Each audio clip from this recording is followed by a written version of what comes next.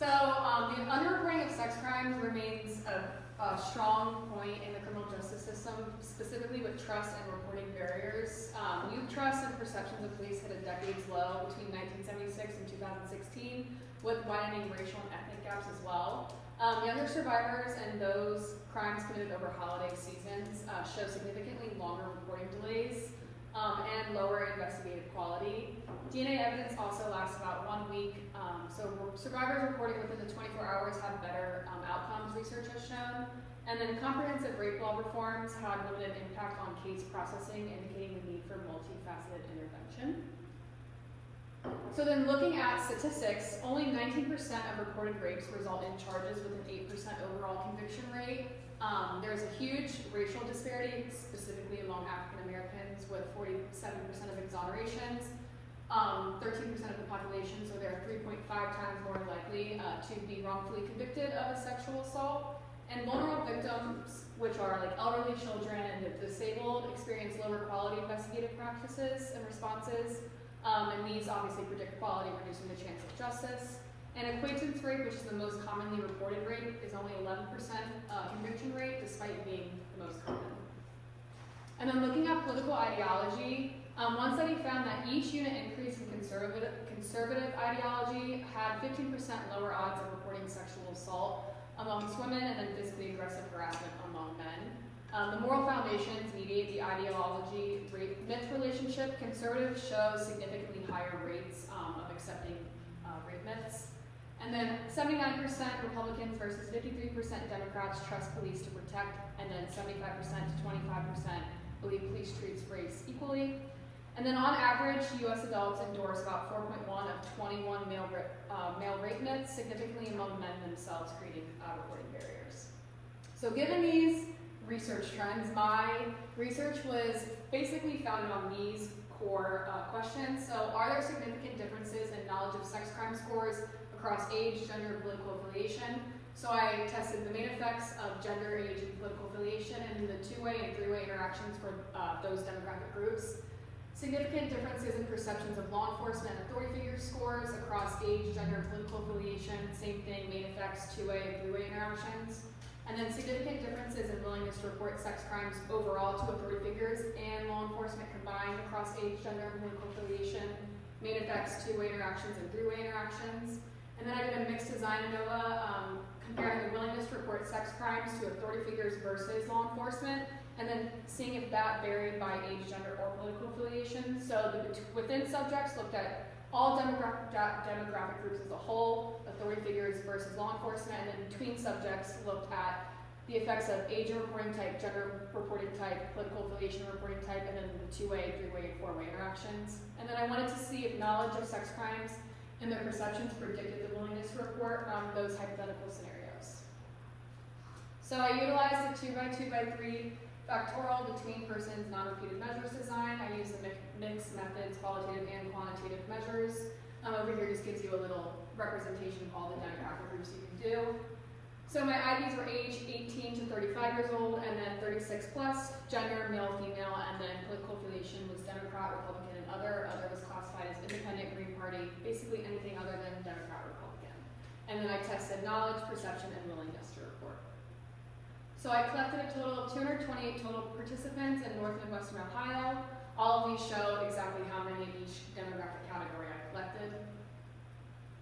So if you scan this QR code, it'll take you to my informed consent form and all questionnaires. So participants completed the informed consent form and then did a knowledge questionnaire, which was 15 true or false questions on sex crime statutes, laws, misconceptions, and that score range was 0 to 15, plus qualitative items asking participants what they believe sex crime means and where they learn their education about knowledge. Then the perception of the questionnaire was 15 Likert scale items, the score ranging 0 to 60. This tested their perception on law enforcement and authority figures. Authority figures is classified as parental figure, counselors, doctor, anything other really than a government official. And then the reporting scenarios were 5 hypothetical scenarios with 10 Likert scale items, 2 for each, and their reporting likelihood. The score range was 0 to 40 for that combined willingness, and then the subscales was 0 to 20 for authority figures versus law enforcement. And then quantitative analysis was used on SPSS, one-way, three-way ANOVAs, mixed design ANOVAs, independent t-tests, and regression tests. And then So looking at the overall difference in knowledge of sex crimes, there was a main effect for gender and political affiliation. Females were more knowledgeable than males, and Democrats were more knowledgeable than Republicans and their other counterpart. There was no difference for age. Looking at more in depth, when we look at just Republicans among gender, there was a two-way interaction. You see that female Republicans had significantly higher knowledge than their counterpart male Republicans. Same thing when you isolate males specifically and look how political affiliation affects males. You can see that male Democrats had higher knowledge than male Republicans, but there was no difference with the other category. And then perception of law enforcement and authority figures. Overall, there was a main effect significance for age, gender, and political affiliation, with older adults having a higher perception, males having a higher perception than females, and then Republicans having the highest perception overall, and there was a significant difference between others and Democrats. And then same thing here, we see what we did with knowledge, but in the opposite direction. Male Republicans had higher knowledge, or a higher perception than female Republicans. So that was a significant two-way interaction. And then same thing when we isolate males, again, you have male Republicans having a significantly more positive perception of law enforcement authority figures compared to their counterparts. And then same thing with females. Female Republicans had the highest perception, so obviously there's a trend. Republicans, regardless of gender, had the highest perception of law enforcement and authority figures in their handling of crime in general. So this was the overall combined total for reporting. There was only one main effect found, was political affiliation, basically saying that among political affiliation, their willingness to report to either entity was significantly different. Obviously, Democrats had a higher willingness to report than Republicans, but there was no difference between Democrats and others. So then this is looking at the difference to report authority figures versus law enforcement. So those are those subscales. There was, obviously it's a big graph, but we'll dive more into that. So there was a two-way interaction between age and reporting type. Basically, older and younger individuals were more likely to report to law enforcement, but there was no difference in reporting to law enforcement or authority figures among younger individuals themselves. And then another two-way interaction occurred with political affiliation reporting type. Democrats were more likely to report to authority figures over law enforcement. Republicans were more likely to report to law enforcement over authority figures, and there was no difference for other.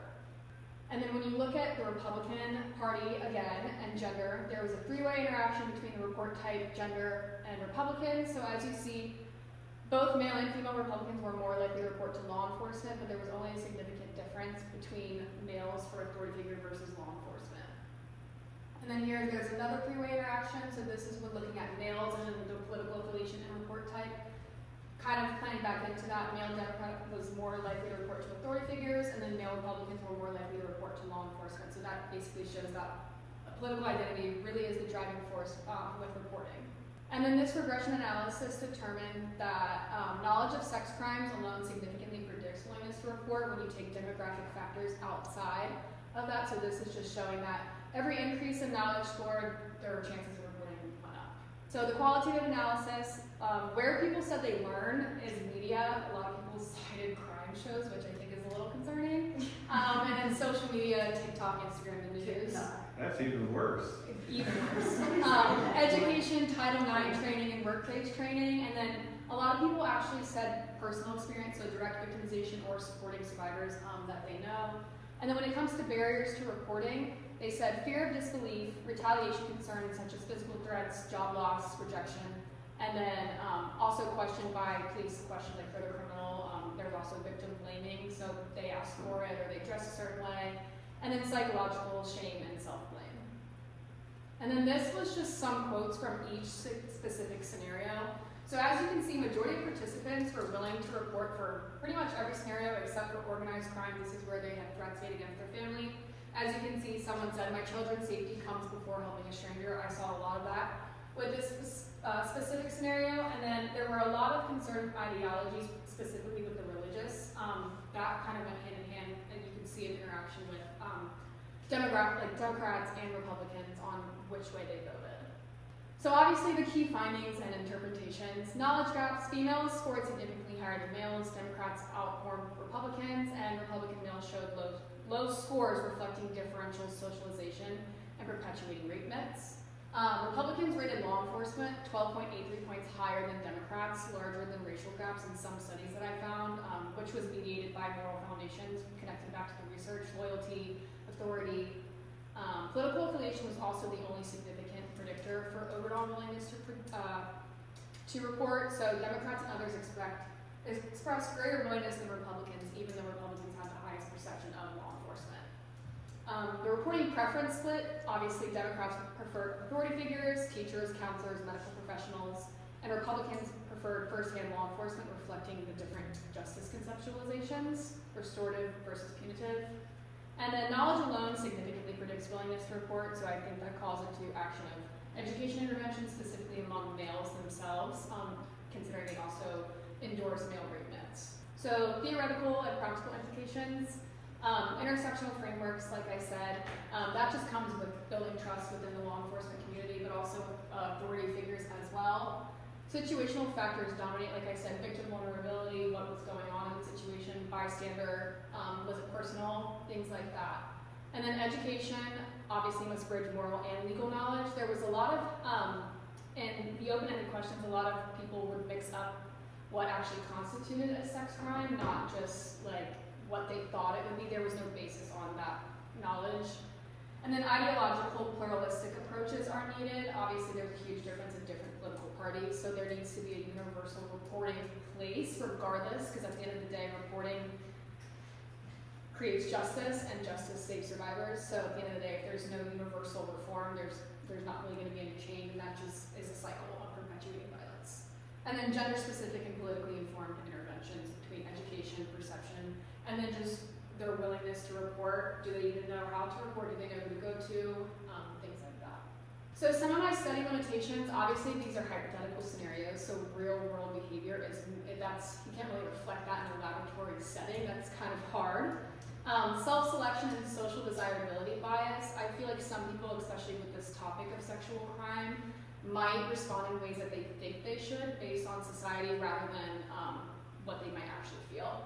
And then limited racial and ethnic diversity. Research shows obviously there's huge racial disparities among African Americans, but that's another demographic factor I'd have to add in there.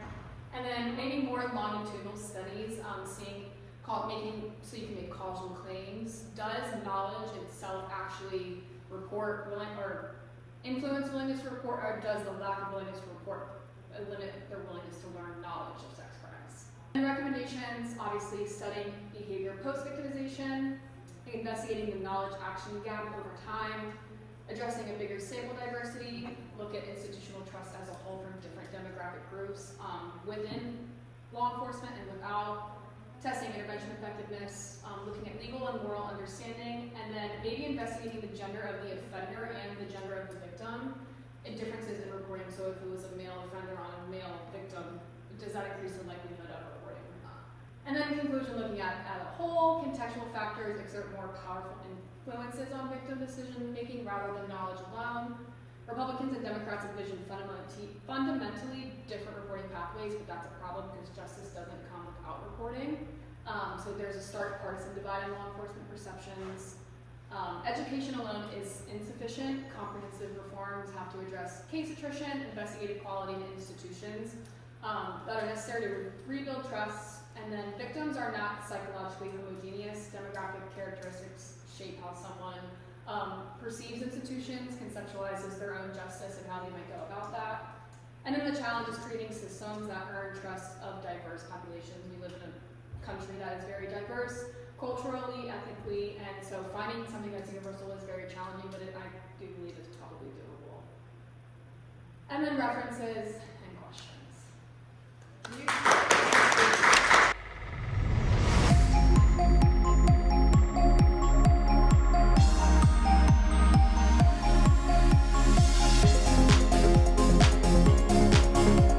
Are you going to write?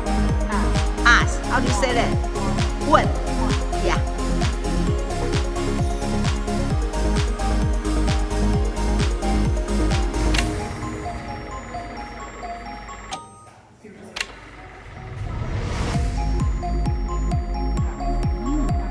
Yeah, show me. Okay, everybody. Yeah.